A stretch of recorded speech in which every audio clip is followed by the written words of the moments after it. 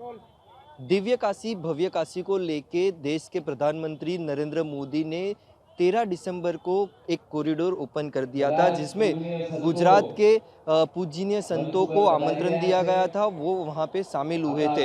आज बात करते हैं तो आज अहमदाबाद में 1000 से भी ज़्यादा संतों ने देश के प्रधानमंत्री को आशीर्वाद देने के लिए एक बड़ा कार्यक्रम आयोजित कर दिया गया है। देख सकते हैं बड़ी संख्या में यहाँ पे भाजपा के भी कार्यकर उपस्थित है, साथ ही साधु संतों के जो विशेषज्ञ है वो भी आने वाले हैं देश के, और खास गुजरात के मुख्यमंत्री भूपेंद्र पटेल भी आने वाले हैं।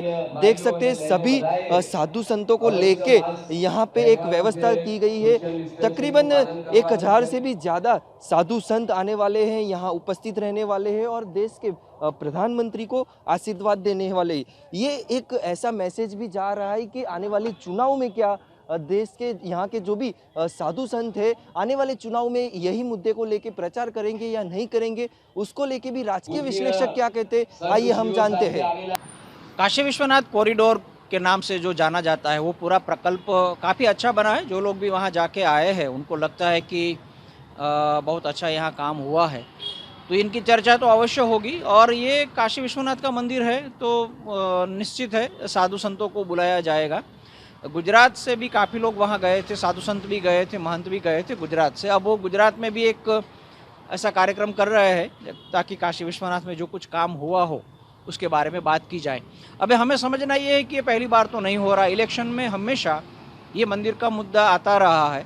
हम जानते हैं मंदिर की जब हम बात करते हैं तो राम मंदिर हम समझते हैं, अयोध्या में राम मंदिर भव्य बनाना था, वो बनना शुरू हो गया है। तो अभी जो 2 मंदिर बाकी है, काशी विश्वनाथ और मथुरा में, मथुरा के बारे में भी उत्तर प्रदेश में काफ़ी चर्चा चल रही है क्योंकि वहाँ भी इलेक्शन हो रहा है। तो ये निश्चित ही है कि अगले इलेक्शन में ये दोनों मंदिर का, काशी में जो कुछ हुआ डेवलपमेंट का कार्य हुआ है उनका, और मथुरा में आगे क्या हो सकता है, ये दोनों की चर्चा होती रहेगी। और जो भी साधु संत है वो अपने तरफ से सम्मेलन करेंगे और शायद राजकीय मंच पे न भी जाए तो भी वो जो भी अपना कार्यक्रम करते हैं उनसे राजकीय फायदा किसी ना किसी को तो होने वाला है।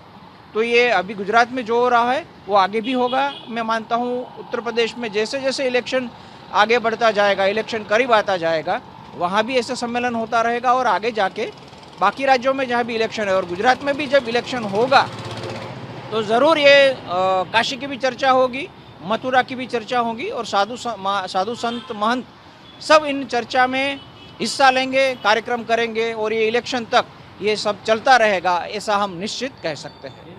पहले से ही हो रहा है। साधु महंत अपने आप को क्या समझते यार, वो मानते हैं कि वो राजकीय भूमिका, राजकीय रोल कर रहे हैं, वो अलग मुद्दा है, लेकिन उनका प्रचार में उपयोग तो ज़रूर हो रहा है। उसको राजकीय मंच पे भी बुलाया जाता है। और कई बार ये तो होता है कि समझो कि राजकीय मंच नहीं भी है और साधु संतों का अपना मंच है, लेकिन वहाँ जो भी बातें होगी वो कोई ना कोई राजकीय पक्ष अपने लिए उनका उपयोग ज़रूर करेंगे। तो कह सकते हैं कि इलेक्शन में साधु संतों और महंतों का इस्तेमाल हो रहा है, ये तो हमें कहना ही पड़ेगा। देखिए, अगर भारतीय जनता पक्ष की जो चुनावी स्ट्रेटेजी होती है, अगर आप समझे तो वो सत्ता में आए तब से, मतलब खास करके नरेंद्र मोदी जब से सत्ता में आए तब से वो 4 साल तक लगातार आपको विकास की बातें करेंगे, पर जैसे जैसे चुनाव के नज़दीक जाएंगे वो धर्म पे आ जाते हैं। और आज भारतीय जनता पक्ष की जो भी राजकीय स्थिति है उसके पीछे विश्व हिंदू परिषद और संत गण का उनकी बहुत बड़ी भूमिका है। अगर 1987-88 में अयोध्या के लिए ईंट का जो पूरा आंदोलन चला था वो नहीं चला होता, फिर 1990 में अगर सोमनाथ से अयोध्या की रथ यात्रा नहीं निकली होती, 1992 में अगर बाबरी मस्जिद नहीं डिमोलिश की जाती, तो आज जो भारतीय जनता पक्ष जिस स्थिति में है, पूरे देश में से कम ऐसा कह सकते हैं कि 15-20 राज्यों में उनका समर्थन जबरदस्त है। राज्य सरकार भले उनकी ना हो, पर उनका मत वोट बैंक बहुत बड़ा है इन राज्यों में। साउथ में वो नहीं कर पा रहे, पर ये जो हिंदी बेल्ट है, पश्चिम महाराष्ट्र, गुजरात, राजस्थान, मध्य प्रदेश, उत्तर प्रदेश, पंजाब में थोड़े अंश पे हरियाणा, उत्तराखंड, बिहार, झारखंड, तो तो ये जो बेल्ट है उसमें अपनी पकड़ जमाए रखने के लिए बार बार हिंदुत्व की बात करना बहुत ज़रूरी है। जब अयोध्या के ऊपर सर्वोच्च अदालत ने अपना फैसला सुनाया था तब भी उन्होंने एक सेंटेंस का ऑब्जर्वेशन किया था कि अब यह ये खत्म होना चाहिए, अब काशी विश्वनाथ की बात नहीं करनी चाहिए। पर खुद देश के वड़ा प्रधान ने ये पर्दा खोला है, अब ये लंबी रेस होने वाली है। अगर सभी मंदिर बना देने से अगर देश का विकास हो जाता तो उससे कोई गलत बात नहीं है। सवाल ये है कि सिर्फ आपको चुनावी वक्त पर क्यों धर्म आता है, चुनावी वक्त पे ही क्यों संत महासम्मेलनों की आपको आयोजन करने की ज़रूरत पड़ती है, क्योंकि आप जानते हैं कि उनके अलावा भाजपा चुनाव नहीं जीत सकता। अगर 1980 के दशक में उनके पास उमा भारती, आचार्य धर्मेंद्र और उत्तमराज जी नहीं होते तो जो हिंदुत्व का वेव और जो नरेंद्र मोदी की हिंदुत्व की छवि बनी है वो नहीं बनी होती।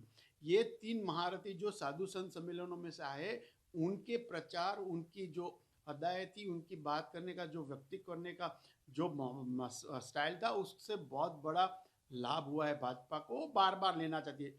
तकलीफ भाजपा की ये है कि इन तीन के अलावा अब इनको ऐसे वक्ता संत महासम्मेलनों में से मिल नहीं रहे। तो संत महासम्मेलन आशीर्वाद देंगे, संत महासम्मेलन गंगा स्नान कराएंगे, संत महासम्मेलन गंगा जल पूरे देश में ले जाएंगे, ये सब करके एक भावना को जगाने की कोशिश की जा रही है। સતત 24 કલાક સમાચાર જોવા માટે ડાઉનલોડ કરો ETV ભારત એપ।